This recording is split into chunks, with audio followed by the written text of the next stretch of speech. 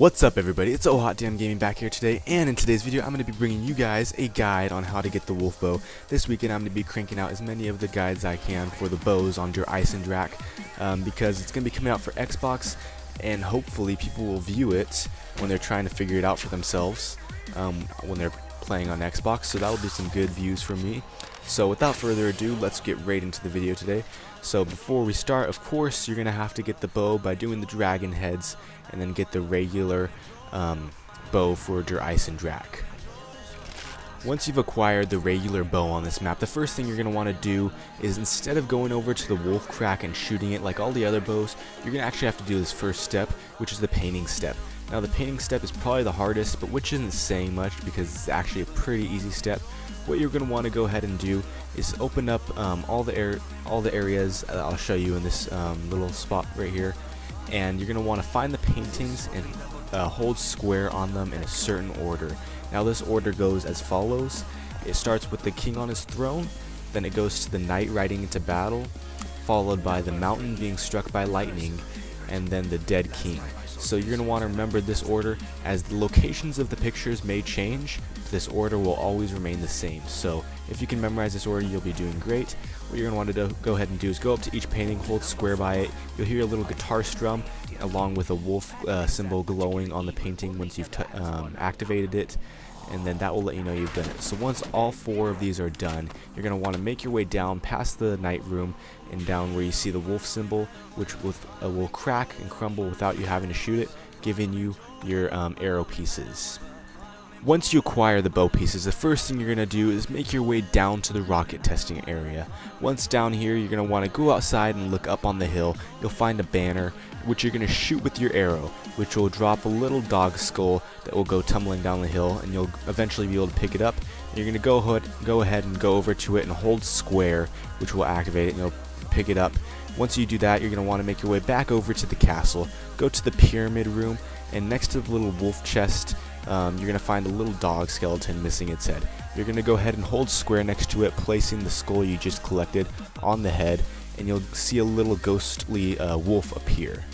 Once this ghostly wolf appears, it's going to go to 3 locations around the map. The first location being the upper courtyard, the second location being this hill area around the lower courtyard, and the third location being the pack-a-punch in the lower pyramid area. Now, one thing you're going to want to make sure is one of the gates should be open to the hill area, or else the dog will disappear. What you're going to want to go ahead and do is follow the dog around. It'll go to these 3 locations, and it's going to start digging at this little mound. Once the mound starts to glow, you're going to want to kill 10 zombies and collect their souls into this mound.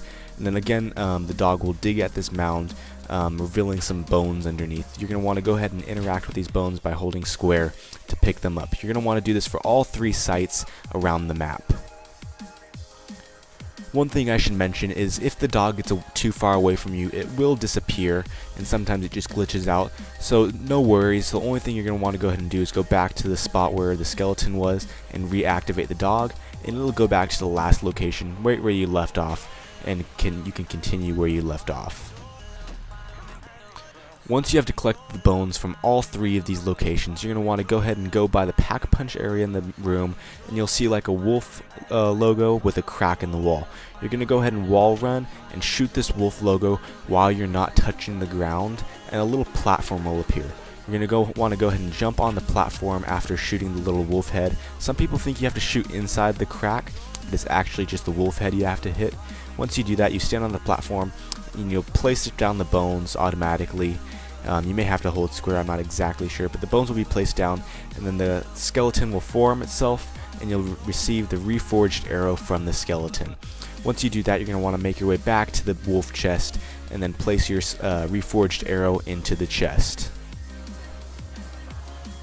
Now after this, it's just like all the other bows. You're going to want to go ahead and kill zombies around the chest, collecting their souls, and once the required amount is met, you'll hear a little sound, and you're going to place your bow inside the chest, which will then reforge your bow into the wolf bow. Now the wolf bow is a good bow in some senses, but it's not in others. The wolf bow is not good at all against the Panzer, but it is good against some trains, as it does have a lot of knockback. Sometimes it doesn't kill the zombies, it actually gets weak pretty fast, But the wolf bow actually has two different uses. You have the knockback, which is the fully charged, and if you just do like a half charge, it'll slow the zombies down in this like weird sort of mist, which can actually be kind of useful too for making slower zombies. But the wolf bow, definitely good bow to use. Not the best, not the worst. It's somewhere in the middle, but definitely a really easy one to make, and it's not that out of your way for anything. Unlike the fire bow where you have to do lots of jumps. It doesn't cost much money. The most money you have to really pay is opening up certain areas in the map. But other than that, the wolf bow is definitely an easy and good bow to use, and which is why it's really just good to use. Thank you all for watching. I hope this guide helps you out, especially you Xbox people who are getting this DLC in a couple days. Definitely check out my other guides, which will be coming out within this weekend. And thank you all for watching. I hope you have a wonderful week. Leave a like, comment, subscribe, and bye.